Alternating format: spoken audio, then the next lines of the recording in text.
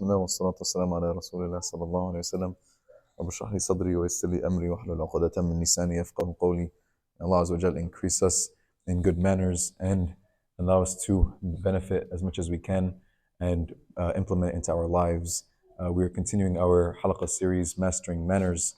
Last week, although it wasn't recorded because I forgot the mic, last week we were talking about guarding each other's honor, and I won't repeat the Halaqa, but initially what we talked about is to advise one another and to be the mirror for one another and seeing what we cannot see, right? And advising one another, if it's sincere, to advise one another in private, right? Or indirectly without exposing the person and still guarding their honor.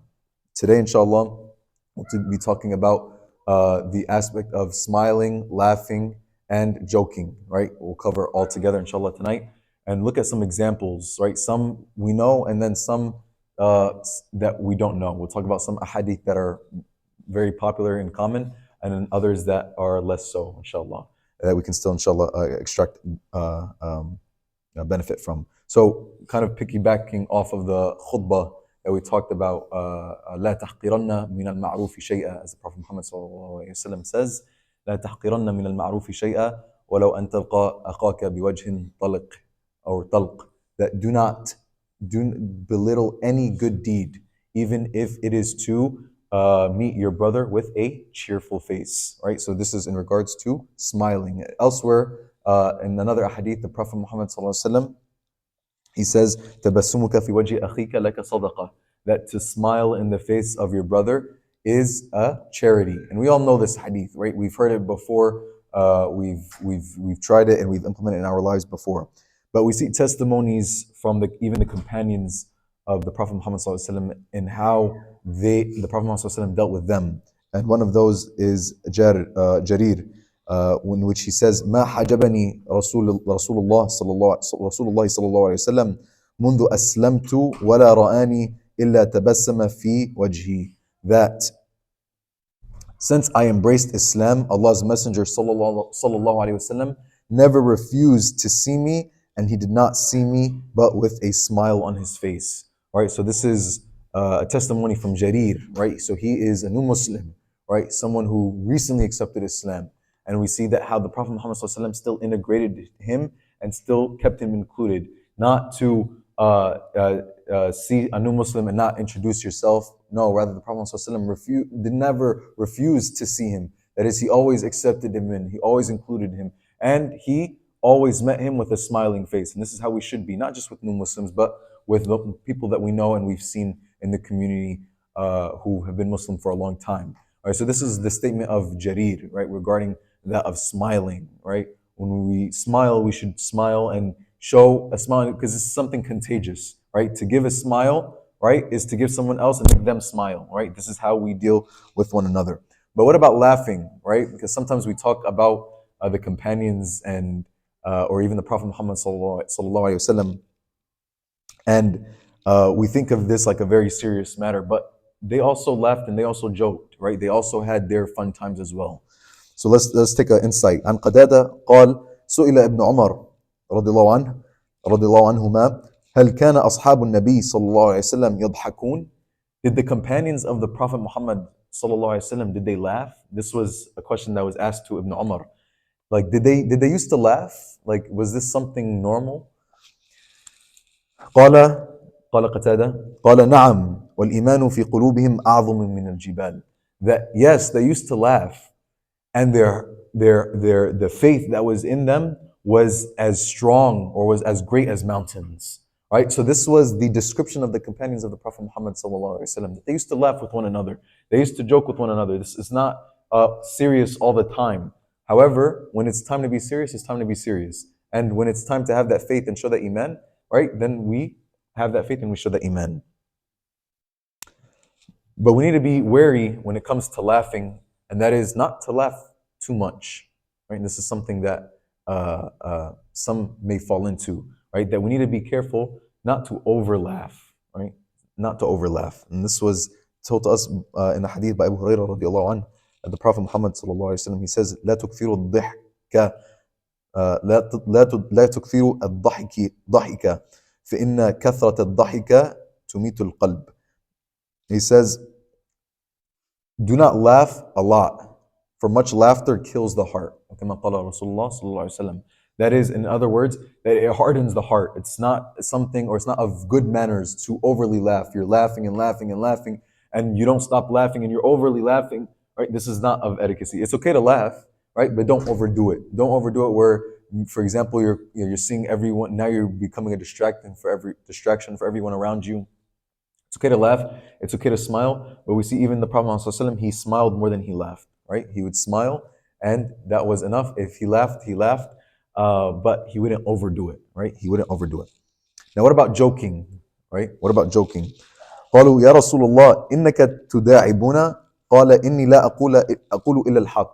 The companions, they asked the Prophet Muhammad صلى الله عليه وسلم, they said, are you joking with us, Ya Rasulullah? Like, do you joke with us? And he says, إني لا أقول إلا الحق. That I do not say except that which is true. I do not say except that which is true. That the Prophet ﷺ, he joked as well, but he wouldn't lie joke, or he wouldn't jokingly lie, right? There's a difference, right? When you're saying the truth, but you're saying it in a different way, and you're joking about it, right? And we all know of the famous, I won't go over it in depth, but we all know of the old woman that came to the Prophet Muhammad ﷺ, and she wanted to be a dweller of the paradise. And the Prophet Muhammad ﷺ, he told her that there are no old people in paradise. And then she left crying, right? And the Prophet ﷺ sent the companion to go and tell her that in a joking matter, that this was in regards that even old people will be brought back to their youth in paradise. So there will be no old people in paradise. That doesn't mean that old people don't exist in paradise. That is, that they will return back to their youth. They will return back to their youth. So we know this hadith, but there's another one that some of us, if not most of us, know is really nice, and I thought I'd share. In which Anas ibn Malik reported that a man came to the Prophet Muhammad ﷺ and asked him for a camel. He needed a camel. So the Prophet Muhammad ﷺ, he says, "Inni hamiluka ala walidi naqa." This was a hadith reported by Anas ibn Malik and reported in al-Baghawi as well. He says, "Inni hamiluka ala waladi naqa." The Prophet Muhammad ﷺ, he's saying, I will give you a ride on the child of a camel, right? The child of a camel. فقال يا رسول الله ما أصنع بولد ناقة. The man replied to the Prophet Muhammad ﷺ, he said, "Oh Rasulullah, what am I going to do with the child of a camel?" You know, like if you see the child of a horse, or the baby of a horse, or the baby of a camel, right? They can barely walk themselves. So how would he, actually ride the camel or ride anything else? That is the child of the camel. فقال رسول الله صلى الله عليه وسلم وهل تلد الإبل إلا النوق. That the Prophet ﷺ, he said, does the camel give birth, or is the child of a camel anything but the belonging to the camel? It's hard to a little bit translate in Arabic, but essentially, right, that even if you're 40-year-old or you're 80 years old, right, and you've given birth to a child, that child is still your child, even if that child has grown up to be an adult, right? The grandmother will tell the man, he's still my child, right? Like he's still mine, right? The child is still the child, no matter how old the child is, whether the child is young or the child is 40 years old. He's still the child of the mother. All right, so this was the way that the Prophet ﷺ joked, even though it was a true joke, right? But he still joked. What's the point of the joking here? All right, what was the point of joking with this guy? Right? What was the point of joking with this man? What's the point of jokes? Why do we joke? Why do we joke? Yeah, why do we joke? To laugh, right? Good. What else? Very good. Smiling, yes. To lighten the mood, right? This guy's worried, right? But sometimes it's okay, take a joke, lighten the mood up, lighten the worry, right? He needed a ride, but the Prophet ﷺ is still joking and playing with him. And we see that with the companions as well. They used to joke with each other, play with each other.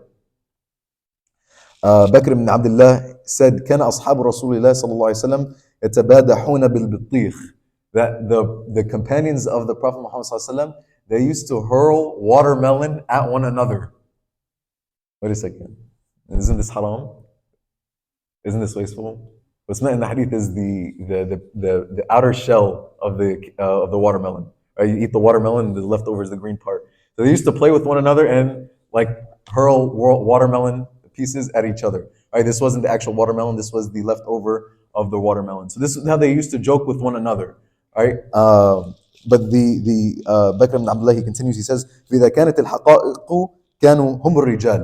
That when it was time to be serious, they were this most serious of men. Like they were serious. Right? When it was time to be serious, they were serious. But when it was time to joke and play with one another, they would play with one another. And this is how we see just a small insight in how the companions, they used to laugh with each other. They used to smile with one another.